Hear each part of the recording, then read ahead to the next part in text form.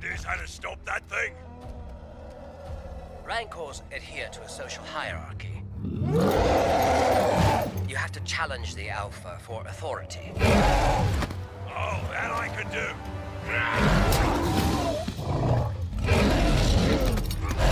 This episode delivered on one-on-ones for sure.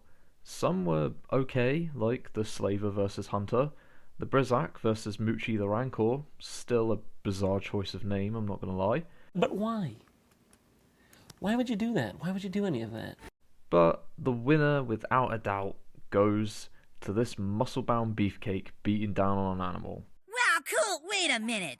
The fuck? That sounded a lot darker than I intended it. Don't you ever say that again!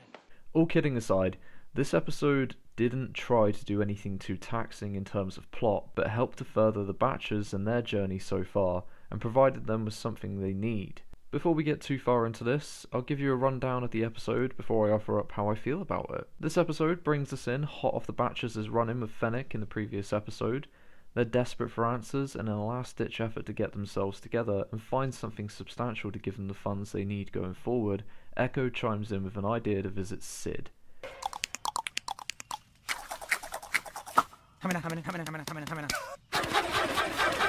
No!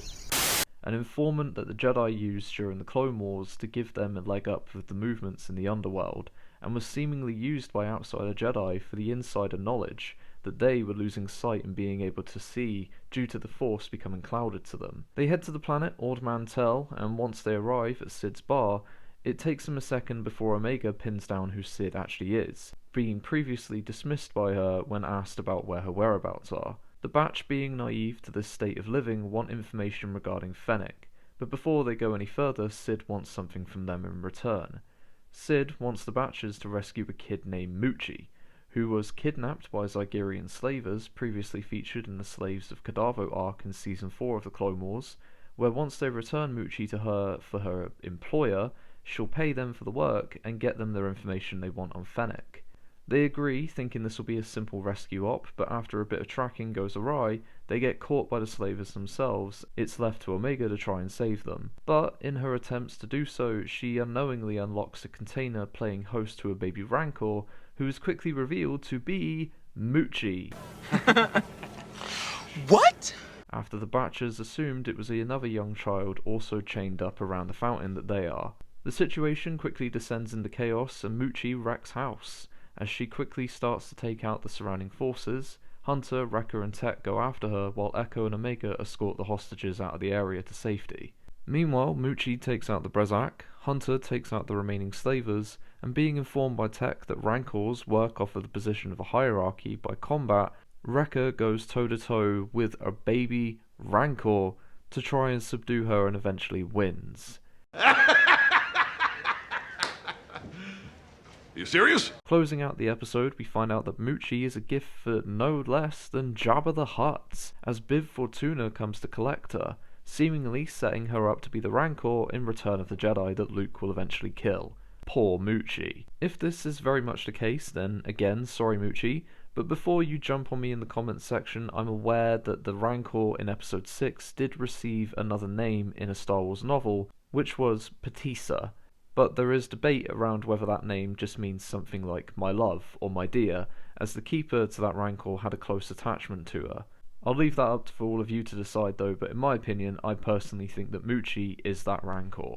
Then Sid speaks to Hunter privately and gives him the information about Fennec, revealing that she's new to the scene but has already made a name for herself. Then says to him there's money that can be made from this if they're interested. Cool. So, as you can tell, this episode isn't necessarily mind-blowing for the same reasons that the debut episode or episode 3 were narratively, but it's still progression. The introduction of Sid, no less, was interesting as it informs us of some of the efforts that the Jedi went to during the war to try and get an advantage, but since then a lot of the informants are seemingly being repurposed or wiped out given the concern that Sid had for being found.